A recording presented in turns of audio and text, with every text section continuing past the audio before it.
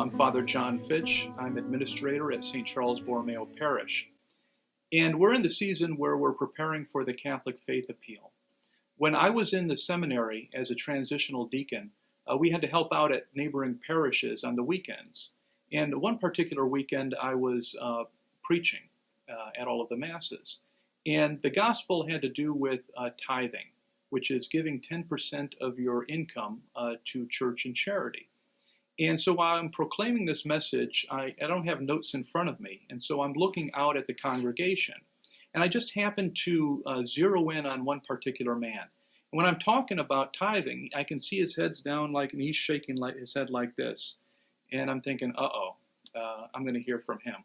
And sure enough, after Mass, he comes up to me and he's upset. He's angry. He's pointing his finger at me and he's saying, I'm sick and tired of you people telling us what to do with our money. It's not your money. It's my money. I earned this money. I worked hard for this money. It belongs to me. It doesn't belong to you. If I want to give this money away, I'll decide that. You don't tell me what to do with my money. It is my money, not your money. And I was kind of flabbergasted at first. I didn't know what to say. And so I just said, okay, thank you. And he went about his way. But then I started to reflect afterwards. And I started to ask myself the question, is he right? Is he right about that? And upon reflection, he's only right if there's no God. Because if there's no God, then truly we are our own masters. Whatever it is that we have belongs to us and us alone. But that's not what we believe. We believe that there is a God, and that the God is a triune God of Father, Son, and Holy Spirit. And I can imagine God actually talking to this man. And I can hear him saying, how unaware you are. How unaware you are. Did you create the universe in which you live? Did you create the earth in which you live? Did you give yourself life? I gave you life. I gave you your life. I gave you your body. I gave you your mind, your intelligence. I gave you your character and your temperament. I gave you all of your skills. Whatever unique gifts and talents you have, I have given to you. Matter of fact, whatever it is that you have that is truly good is a gift from me. And now you want to claim the fruit of my generosity for yourself? You want to claim that the fruit of my generosity belongs to you and you alone? That I have no claim on this fruit? One of the things we need to understand as disciples of Jesus Christ is that whatever it is that we have that is truly good is a gift from God. And God expects us to take what we have so freely and generously received from him and give back to him by sharing with others. This is the path of holiness. This is the path of righteousness. And it's just not in the area of finance, but it's in everything. Whatever it is that we have that is truly good, we're called to give back to God by sharing it with those people that God places before us. And so we always need to keep in mind to allow our generosity to be a reflection of our gratitude for all that God has done for us, and our gratitude for all that God continues to do for us. And I think another reason why people aren't really haven't given to the CFA in the past is because they haven't been convinced that it's a good and worthy cause. But I want to share some of the reasons why I believe it is a good and worthy cause. Do you believe in the dignity of all human beings? Do you believe that we have all been created in the image and likeness of God? Do you believe that life begins at the very moment of conception and continues until natural death?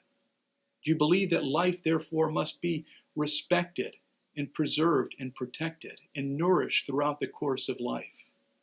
We have a Respect Life office in the diocese that helps to coordinate, bring all of the parishes together and coordinate Respect Life activities.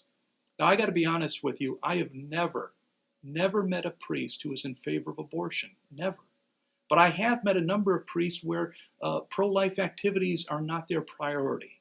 If for no other reason than just because of the burdens of running a parish. They're just so busy.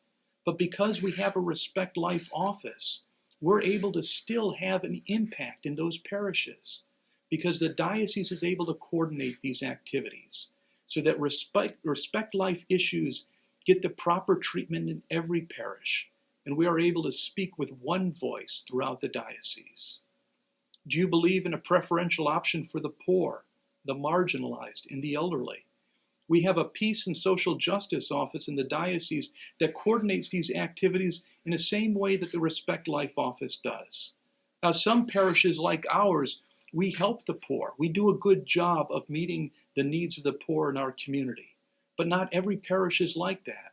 And so the CFA comes to their assistance and helps them in ways that is very tangible, helps them with their material needs as well as their spiritual needs. I personally believe that the future of our nation in many ways rests with Catholic education. Because, in our culture, there is a war against God. God has become a four-letter word in our culture.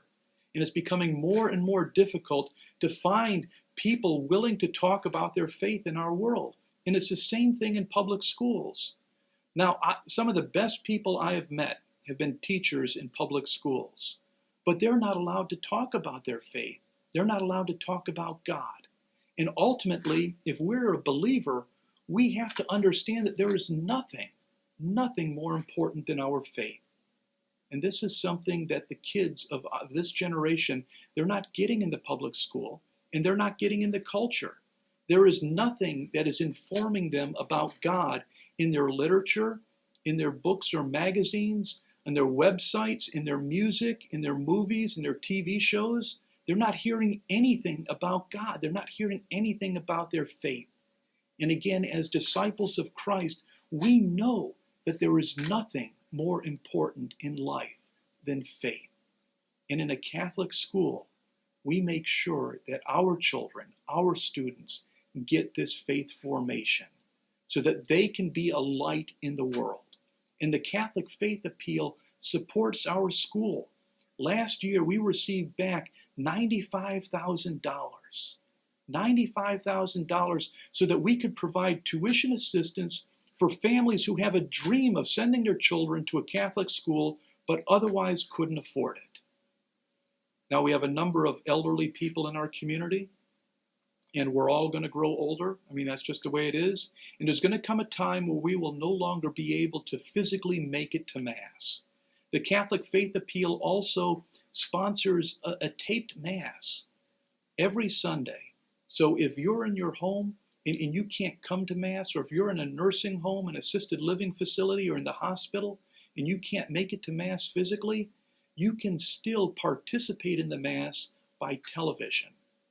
And this is something that is special for all of us. It's not just a Mass someplace in our country, but it's a Mass taking place in the parishes throughout the diocese, so that the people who are at home, who are homebound, still have that connectedness to their particular parish.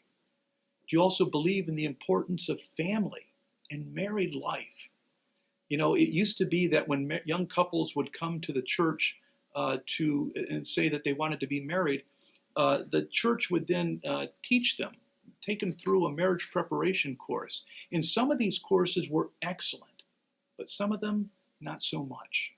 But now the diocese is coordinating an excellent marriage preparation program so that every couple who is preparing for marriage gets the best possible program that they can expect, so that they can be more prepared, better prepared to live out their faith in this time in history.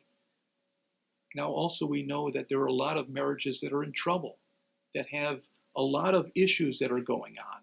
And I think most of these families who are struggling like this want to stay in their marriages, but they don't know where to turn.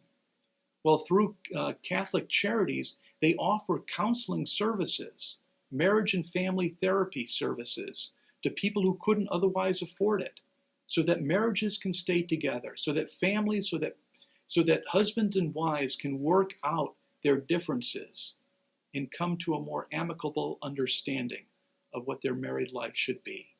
And these are just some of the reasons why the Catholic Faith Appeal is a good and worthy cause. I pray that you reflect upon just how blessed you are by God, by how abundantly blessed you have been by God, and then allow your generosity to be a reflection of your gratitude. Remember, being grateful to God, thanking God, is not words. It's not about looking up to heaven and saying, thank you, God, for all of the blessings you bestowed upon me. God is expecting action from us. And one of the great ways to show God in your actions that you are grateful for all of your blessings is to give to the Catholic Faith Appeal. Thank you, and God bless you.